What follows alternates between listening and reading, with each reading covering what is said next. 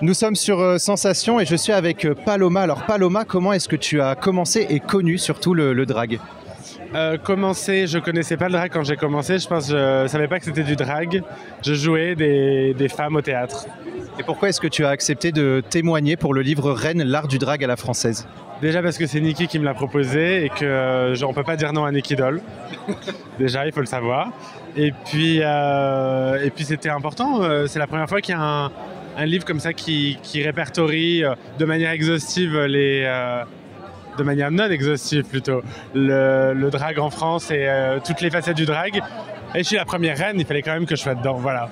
Alors j'ai justement pu suivre l'émission. J'ai découvert personnellement une Paloma timide, mais vraiment que au début. Après, elle s'est totalement libérée, Paloma. Ça vous apporte ça aussi, une confiance en soi, le drag?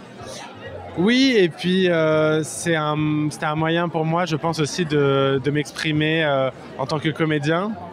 Et ça m'a donné une légitimité peut-être. Donc c'est vrai qu'au début dans l'émission, j'étais pas sûr de moi, j'avais un petit syndrome de l'imposteur, mais que j'ai toujours. Mais le drag, ça a cette force et que ça transcende tout. Syndrome de l'imposteur qui vous a emmené finalement jusqu'à la couronne. Qu'est-ce que ça vous fait d'être la première la drag queen française? Je suis flatté déjà. C'est un peu un rêve. Et puis j'ai conscience aussi de tout ce que ça représente et des enjeux et du rôle de représentation qui est encore très très important en France. Et un livre comme ça, je trouve qu'il vient amener un truc en plus, c'est qu'aujourd'hui, il y a des gamins qui se queer, qui ont envie de faire du drag.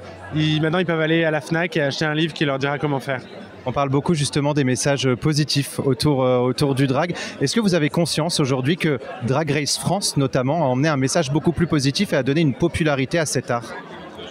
Ah oui, on l'a vu en tournée. Enfin, Thomas aidant sur la tournée, on s'est rencontrés comme ça. On le voit, la salle elle est remplie tous les soirs de gens qui ne sont pas forcément des fans de Drag Race au départ ou qui connaissaient pas le drag et qui viennent parce que c'est un super divertissement.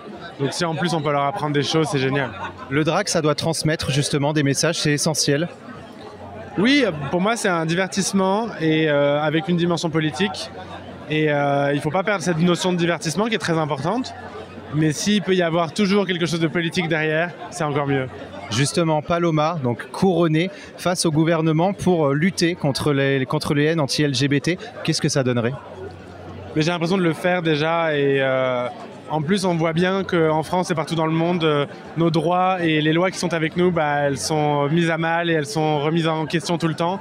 Donc rien n'est acquis, jamais, donc il faut toujours être vigilant. Dernière petite question, le livre s'appelle Reine, l'art du drag à la française. Alors justement, selon vous, qu'est-ce que l'art du drag à la française? C'est moi.